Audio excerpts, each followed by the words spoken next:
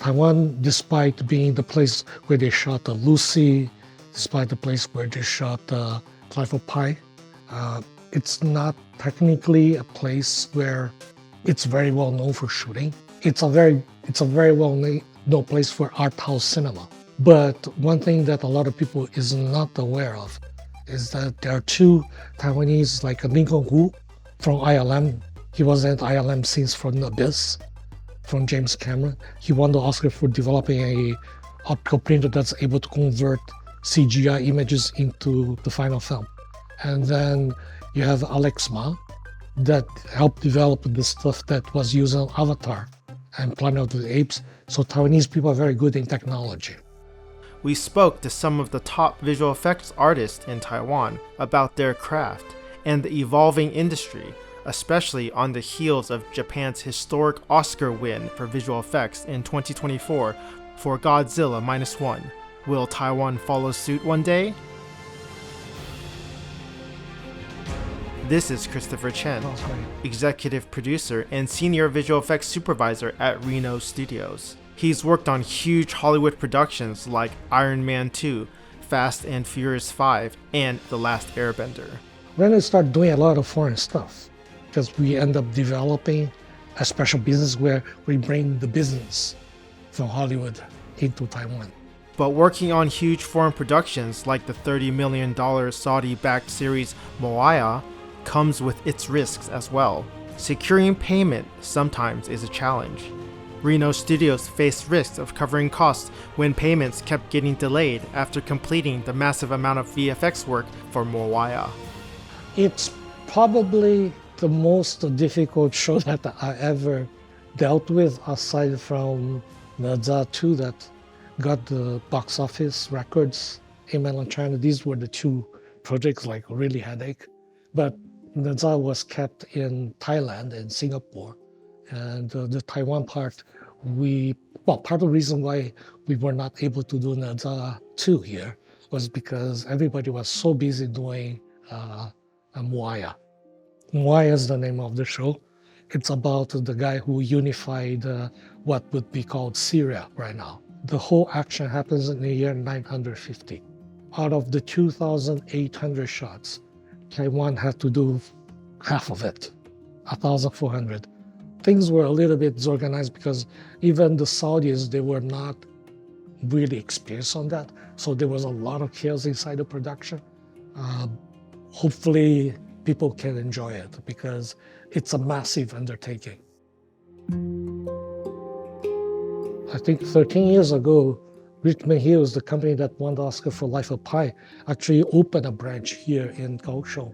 But they had to shut down because the company went bankrupt. After winning the Oscar, it went bankrupt and parts of the company got bought by Reno Studios from India.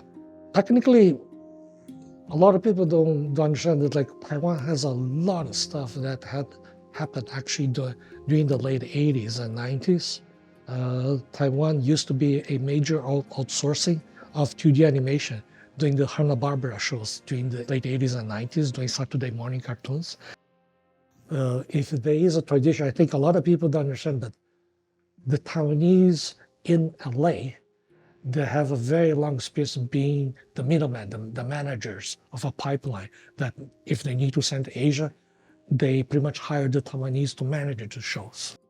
This is Tomi Kuo, visual effects supervisor at Reno Studio and 3-time Golden Horse Award winner for Best Visual Effects for the films Detention, My Missing Valentine, and Dead Talent Society. Tomi shared his insights into his remarkable VFX career thus far.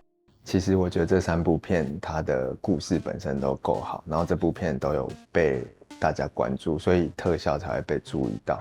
那其实这个时候就是变成这个特效到底有没有帮助到导演去讲到这故事，另外就是这个特效拿掉之后，这个故事到底成不成立？我觉得这个视觉特效变成是很重要的一个点。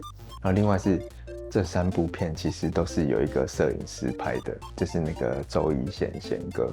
对，那我觉得他的镜头其实某种程度都会让我们特效加分。然后我觉得不管是消失情人节时间暂停那一场戏，它有一颗一镜到底的。我觉得那个镜头设计也是让我们的停止效果做了以后，它会很奇幻。不然其实时间暂停这个东西，很多广告或者是很多国外的电影其实也曾经都有做过。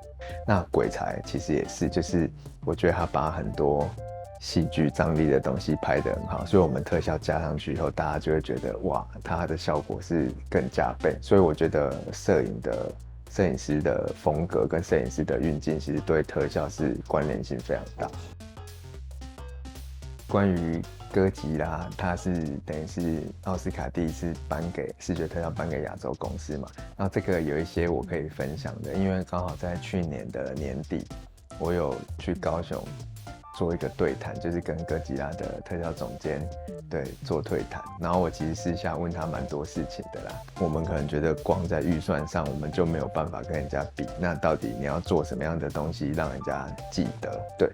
那我个人的心得是因为哥吉拉它是一个很好的 IP， 所以光这个故事它其实就够独特，所以它够独特，然后可能片子本身也够好，因为我也有去看，那它的特效才被看见。现在的视觉效果，只要你想得到，基本上都做得出来，只是你没有想到。所以以前好莱坞的片子你会觉得很特别，是因为它的视觉效果是很原创的，然后有一些东西是你没有想到过，然后它用特效呈现，你就觉得很好看，或者是记忆点很深。但我们常常是在模仿别人的东西，当然在这模仿的过程，我们也有成长啦。不过就是越原创的东西，我觉得大家会记得更深，因为像哥吉拉负1.0，假设他做的哥吉拉跟好莱坞的哥吉拉一样，我觉得可能大家看起来也是一样。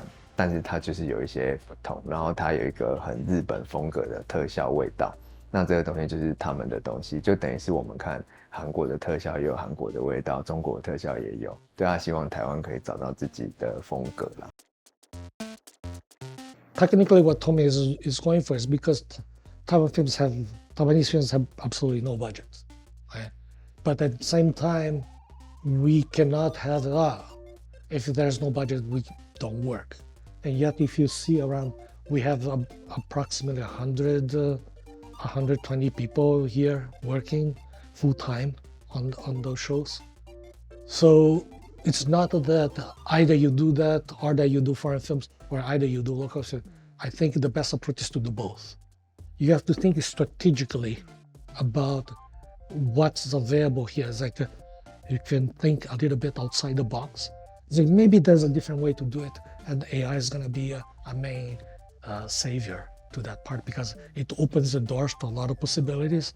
And Taiwan is actually a very good hub for visual effects. The biggest opportunity that Taiwan has is not to get big Hollywood shows, but is to get the independent films with the budgets between 10 to 15 million, like films that needed to have a budget of 30 to 40 million. But because of the economic crisis that's happening in LA, those budgets are going to be shrunk, but they're going to be manageable enough. And these are the kind of films, like those art house films, that can double down. And those films will be coming mainly to Taiwan and Southeast Asia. Right now, people are actually looking for alternatives, so Taiwan is a good alternative for that.